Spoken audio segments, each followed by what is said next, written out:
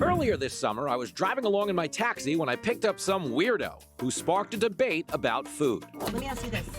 How do you take your hot dog? I feel like I'm on a first date in prison. You'll take it no matter what. You'll take it. You'll take it the way I tell you to, Chubbs. You're my You take it all night long. What just happened? Take it in the top bunk and the bottom bunk I want to appeal my sentence. and the latrine. Now listen to me. I'm old school, so if you want to have this talk like a grown-up, I just eat it straight up. I don't do anything to it. No sauerkraut, no ketchup, because I'm not 5. Okay, I can abide mustard, but I don't bother with it. Are you serious, dude? Just the meat and the buns? Listen, the whole point, I mean, now it's really getting prisoning. The whole point of a New York City hot dog is to build your immunity system. You're eating meat that some guy was keeping in his closet in Astoria, Queens, until he threw it in a cart, boiled it in water, and handed it to you in Times Square. Dude, that is why the whole point of a New York City hot dog is to mask the flavor of the dead raccoon you're eating. So how I take my hot dog is as much ketchup, as much mustard, as much relish, and as much sauerkraut as the bun and the thing will hold. And by the end of it, it's all over my face, it's all over my shirt, it's all over the sidewalk, and I don't care because I didn't taste cola. You eat a hot dog the way we trick dogs into eating their vitamins. Once I dropped off Emily Compagno, who still hasn't paid me for the ride, I decided to settle the great hot dog debate once and for all. So what do you put on a hot dog? Unpopular opinion, ranch. Ranch dressing on a hot dog. Give it up for her, she smokes weed. I put mustard on it Okay. and some sauerkraut. Mustard and sauerkraut, because you're not a devil worshiper. No. Actually, she might be a devil worshiper. That was a slow response. Mustard, sometimes ketchup, Okay. sometimes relish. Okay, if you're getting rowdy. It depends how many drinks in you are. Mustard. Okay. What does the naked cowboy put on a hot dog on the 4th of July? I don't eat hot dogs. Oh, hence the body. They go right to my head. A naked cowboy can't eat hot dogs, folks. I get it. I haven't eaten in a long time. I love hot dogs. You do though, right? You're pro hot dog. And I could be drinking and eat 50. I mean, I love hot dogs. Hot dogs are good, but I don't. But part of the problem with being a naked cowboy, do you eat hot dogs? Yes. What do you put on them? Buns. Buns? What do you put on a hot dog? For me, relish or chili. Relish or chili? That's it. Relish or chili. That's good living. That's a good hot dog, though. It's a So good. you like things spicy? I do. You got a lot of flavor. Like, Yes. I can see. Yeah, there's a lot of swag in this interview. What do you put on a hot dog? Oh man, Barbecue sauce. no. You gotta make a Seattle dog. You gotta Seattle use dog, cream sure. cheese. Cream cheese. Put the onions, the little grilled onions at the top. Caramelized onions. Caramelized onions, and then if you want ketchup and mustard, that's your business. But you gotta make sure you got the cream cheese in it. You gotta make sure the cream It's called a Seattle dog. Are you boys from Seattle? Yeah. You left out the fentanyl. What I like to do is like to mix it up a little bit. I like to put some mayo on that. Fit me on the bread. Make sure. Shut up. Let me tell them what I like to do, gang. On the bread, make sure it's all soft and some butter too. Fit me. We gonna toast the bread. Then we gonna get the hot dog. We gonna put mayo, ketchup, relish, and all that. So some of you might not recognize her, but she has a show coming out on the Food Network called "You Gotta Be Stoned to Eat This." Well, that's settled. Pass me the ranch and the fentanyl. Jimmy. Still not sure whose idea it was to go up to strangers in Times Square and ask how they like their hot dog. Half of them are like, "You're not a cop, are you?" "My name is Adam, and I'll take a dare."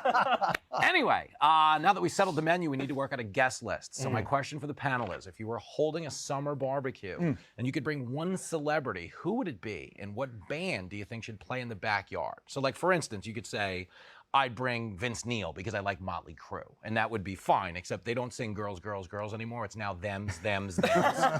And my man Vince Neil got so chubby, they now call him Vince Meal, which does hit home for me. Brenberg, let's go down your end. Who is the celebrity at the Brenberg band? So I would invite Shannon Bream, and that's going to make a lot of sense when you understand the band that I'm going to bring. Oh, I get it. Are we going celebrity first? I'll just give you have the floor. Take it away. Because my band is Def Leppard for sure. And as you may know, Shannon Bream is the biggest Def Leppard fan. And you put Shannon and Def Leppard together, and I don't care what party you're throwing, it's going to be the best party. It's a good gig. Absolutely. Did you have a reaction? You pointed. I saw the photo on the Oh, Shannon Bream. No, she doesn't mess around. Picture. Link Lauren.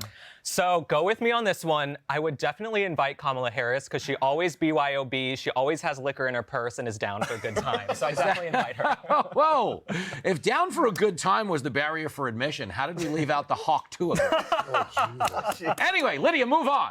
Who you bringing? I met her husband at a party. Me too. Actually. I was at the same party. I was at the same party. He was kind of a bummer. So he looked miserable. Kamala, you know the best part about Kamala Harris? Her husband is Doug. He's a very pleasant man. Okay. Yes. He has Secret Service protection in case he tries to get away. Right. It's like nice. Anytime a stranger comes towards him, he pushes the guards out of the way. He's like, come on, man. If you have like social anxiety, you can just go and talk with your guards. That would make me feel a lot safer at parties. I was hoping that everyone else was going to say movie stars, and then I was going to be like Ricky Gervais, because he would smoke all of your movie stars because he's really good at making movie stars feel uncomfortable. And you like that? Yeah. I don't know. Celebrities intimidate me. I don't have anything to say to them. So I think I'd want a comedian. If it couldn't be you. Yeah, and it couldn't. Like, I'm I think we established that earlier. I've been to one party with you. We're done there. It's okay. Brad, who plays the party? Well, I'm going to go with the celebrity actor cliche. And it's more cliche because he's the muscle man. I'm going to go with The Rock for 3 reasons. One, we're going to have an excellent workout before the barbecue. 2, have you ever seen his epic cheat meal videos where he eats like a year's worth of food at once? Yeah. There's going to be plenty of food. Okay. 3, his Samoan heritage. Yes. When I was filming Young Rock, half the cast was Samoan. Oh, I love that. And we all lived in a hotel for 6 months together because it was COVID and there were rules. But they would always barbecue for us, the Samoan actors. And the Samoan food and Samoan barbecues was the best flavored food I'd ever had in my life. I was not in at the beginning of this story, but I'm in now. I'm in now. And to go with the music. It landed. To be clear, music is important Who's the music? It's the guy who did the soundtrack for Lilo and Stitch. Because I want the ukulele and the children's choir and. But the revelation to all of this is we can't smell what The Rock is cooking because it's the Samoan. He's not cooking anything. And you're gonna enjoy it. Guaranteed. I don't think you want a barbecue. I think you want a luau. Yeah. This got very Hawaiian very fast. Okay. Well, can I tell you who mine are? Okay. Go for it. For music, we actually had him on the show. So Tito Puente Jr. was here because he was the Grand Marshal of the Puerto Rican Day Parade. And he was on our show with the only 4 white people who stayed in the city for the Puerto Rican Day Parade. And he had his dancing girls, and it was outrageously good. He actually has a doc coming out on Fox Nation. It's like The Man Who Made Us Mambo. I only know that because I have a cameo. I'm in it for about 18 seconds. But anyway, I love it atmospherically, okay? Because I didn't listen to a lot of his music growing up, but it's so infectious for a party. Dude playing the bongos and the timbales and the girls are dancing. It's atmosphere. You know what I'm saying? Yeah, So I think he's the guy. Of celebrities I've had on the show, I would actually say Tony Robbins, because when you bottom out after the barbecue, he can help you turn your life around. We need him. Pull yourself together. Pull it together, Jimmy. I got a book about this. Anyway. I have an important question. Well, I have a break to get to. Click here to subscribe to the Fox News YouTube page to catch our hottest interviews and most compelling analysis. You won't get it anywhere else.